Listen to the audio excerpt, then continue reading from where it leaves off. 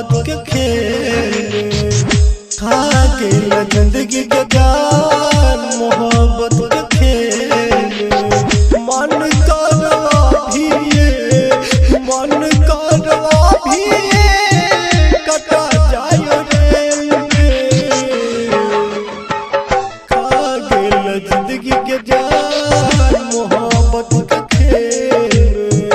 खा गेल जिंदगी के जान मोहब्बत के खेल। आंसू गिरने की आहट नहीं होती, दिल टूटने की आवाज नहीं होती, अगर होता उन्हें एहसास दर्द का तो दिल तोड़ने की उनकी आदत नहीं होती। मिलता न जान कखनो याद ताज पे तो कान छियो हम जहिना तोर कटे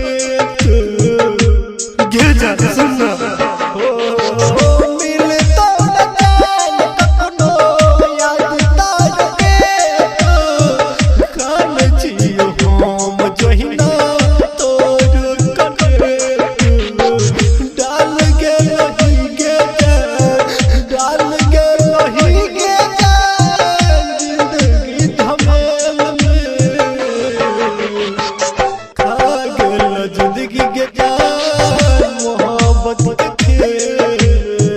खत्म केल जिंदगी के जान मोहब्बत के खेल।